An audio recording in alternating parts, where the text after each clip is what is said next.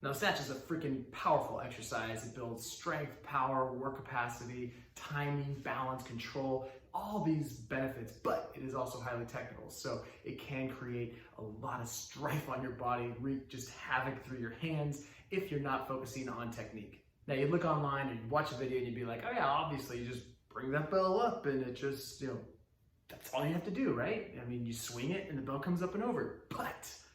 But we want to fine tune, get into the details of the movement pattern to make sure that you're doing it perfectly. So here are 5 things that I typically see or I hear complaints of from people when they are performing the snatch. So let's get into it.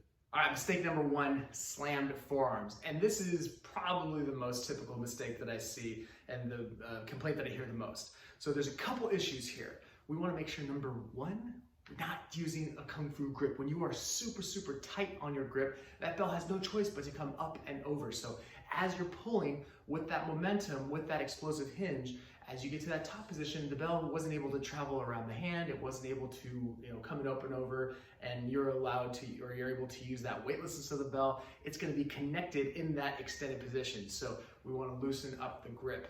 Second mistake, or second fix for that, is going to be an explosive hinge while keeping the bell tight to the body. So you don't want to let that bell boomerang out in front of you too fast, which feels like the logical thing to do. You would extend your hips and then just let that bell come up and over. But we want to make sure that it stays tight to the body. So that way, once we get to that point of weightlessness, right before the peak, we're able to rotate, we're able to create that space for that bell to land safely and lightly, just ever so lightly on the forearm. Mistake number 2 is tweaked shoulders. Now, you can tweak your shoulders in a number of ways doing this exercise, but typically I see at the top of the movement and you go beyond what you are capable of. So we go beyond vertical. So what I like to do is, number 1, I want to establish the appropriate range of motion for my client. Make sure they can just get into the overhead position. I can't even tell you how many times people can't get into a basic position. They can't even hold that position, and then people load that thing, and then they load it ballistically. So let's just take a couple steps back. Let's make sure we have the ability to get overhead safely. Once we can do that, then I love to incorporate scap pull-ups, because with scap pull-ups, it allows you to pull the shoulder down, it allows you to engage the lat, lock the shoulder into place, and really make sure that you have that range of motion overhead, but also you feel that stability while overhead. So we practice some scap pull-ups, we create that tension, we create that foundation. Then once we start getting ballistic, we still maintain that connection and tension. So when we get overhead, we stay safe and stable. Safe and stable. Mistake number 3, torn hands. Ripped, bloody, disgusting. This is like one of my biggest pet peeves when it comes to kettlebell and just training in general, is this notion that you have to crush yourself, you have to kill yourself in order to get a good workout. You'll see people posting their bloodied up hands, and once you're competing kettlebell sport and you just did 1,000 snatches with a 32K, I don't want to see it. All that means to me is that you did too much too soon. So you just did too much. Even if it wasn't too soon, you just did too much. You don't need to do that much. You can get so much more from less.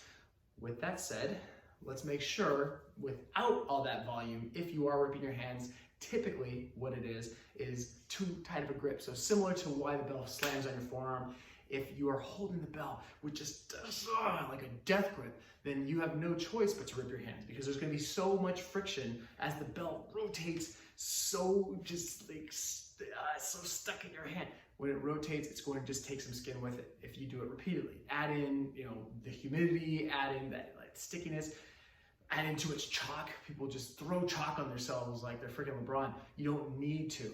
We want to loosen up the grip. We want to build that strength of the grip. We want to build that strength of the kettlebell. So make sure we've got that finger that goes from the finger into the palm. So we almost want to bypass the calluses as much as possible. Bypass right where your fingers crease, that skin creases, and that's going to allow you to stay strong, build a strong grip, and not rip up your hands. Mistake number 4, sore backs. Anything with a kettlebell, anything that you're hinging, you have the potential to tweak your back. Typically what happens is, number 1, there's not enough tension, or number 2, there's not enough speed, not enough explosive power that's going to propel that bell up. So if there's not enough tension, there's just going to be an unbalanced distribution of tension on your back. So if that belt is pulling me down and I don't have enough anterior tension, so front line is not engaged, my abs aren't tight, then all that tension is going to be on my lower back. Not a big deal if I'm doing curls, but if I'm doing an exercise where that weight is going to drop quickly, so I'm using gravity that is accelerating, that is increasing the overall load on my body, or if I'm going higher, increasing that speed, increasing that distance, and just creating even more tension on the back. So we want to make sure that we have enough tension throughout our entire torso to balance out that load. The second part of that is going to be not moving fast enough. So if I'm just driving my hips without a lot of speed and just letting that belt kind of come up, it's going to be almost like a bastardized front raise. So I want to make sure that I'm using enough ballistic power, enough explosive power with my lower body. And then that way with my upper body, it's going to be a pull, but then the rest of the movement is just going to be finding that spot for the kettlebell to land safely.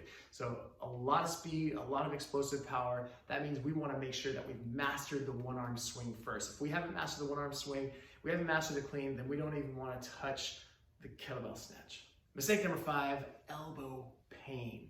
So what typically happens is when someone's performing the snatch, or the kettlebell snatch in this case, they're dropping and that bell stays too tight to the body and they haven't timed their hinge. So if you don't time your hinge properly, then what happens is that bell is going to jostle you down. So it creates this jerk that's going to be felt up through your wrist, through your elbow, up through your shoulder, up through your neck, up through your back, the entire kinetic chain.